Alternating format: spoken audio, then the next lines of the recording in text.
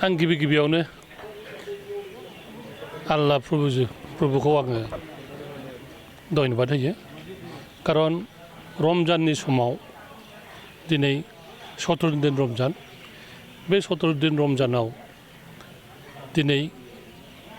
बिथांमोना रजा थायो आरो बे रजायाव इफ्तार फोरबोआव जिहेतु आल्लाया आंखौ दिनै बिथांमोनजों ज' नुजालायनो होदों बेनि थाखाय आङो आल्लाहखौ धन्यबाद होदों आरो आसा खालामदों बे पबित्र रमजान दिननि इफ्ताराव जोङो बयबो प्रार्थना खालामनांगोन जे दुआ खालामनांगोन जे जेन जोंनि जायगायाव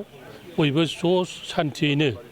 गासिबो धोरोमखौ लानानै जोङो आवगायलांनो हायो गावजों गाव दाङाबाजि गैयै शान्ति परिबेस बे खालामनायाव जोंखौ उपराला आल्लाया जाहाथे जोंखौ जेब्लाबो नोजोर होयो आरो बे थांखिखौ लानानै दिनै आङो जोंनि एरियानि क'क्राझार जामा मस्जिदाव इफ्तार जे फालिनाय बे फालिनायाव आं नुजाफैदों आरो गोसोखौ जोबोद मोजां मोनदों जिहेतु आंखौ जेब्लाबो अनो आं बेनिखायनो बिथांमोनखौ अननाय होफिनो बिथांमोना आंखौ जेब्लाबो अनबाय थाखायो आरो आंबो बिथांमोननि अननायखौ आरो फिन अननाय होफिननो थाखाय जेब्लाबो सेस्था खालामो आरो फैबाय थानाय समावबो आङो जेब्लाबो सेस्था खालामगोन बोसोरफ्रोमबो नोंथांखौ बाहागो लानाय नुयो आङो बिभिन्न जायगायाव बिदिनो इफ्तार खालामो देग्लाय बाहाय खालामलायबाय हयथ' किसु दिननि उनाव आं दस्रा गामिफ्रावबो खालामगोन बेबादिनो जिहेतु जों राजनितिकनि मानसि जाहैबाय राजनितिकनि मानसि हिसाबै जोंहा बयजोंबो ज' थानाया आरो जिहेतु बिसोरनि इस्लाम धर्मनि एखेबारे रजा दिन बे रजा दिनाव जों नुजालायनाय आरो बिदिनो इफ्तार खालामलायनाया जोंनि थाखाय फैबाय थानाय समाव जोंजों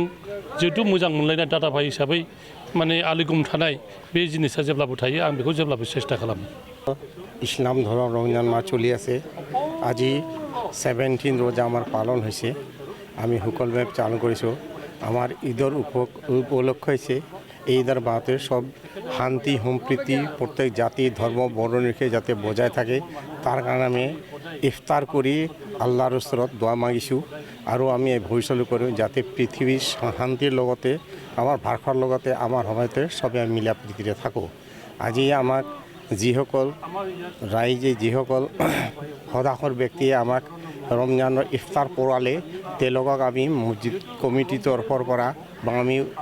লোকেল ৰাইজৰ পৰা ধন্যবাদ জ্ঞাপন কৰিছোঁ আৰু তেওঁলোকৰ যাতে ভৱিষ্যত উজ্জ্বল ভৱিষ্যত কামনা কৰিলোঁ তেওঁলোকৰ ভৱিষ্যতে ভাল হয় আৰু যাতে দুনিয়াত শান্তি সম্প্ৰীতি আমাৰ সকলো মিলিজুলি থাকিব তাৰে কামনা কৰি মোৰ বক্তব্য ইয়াতে ৰাখিলোঁ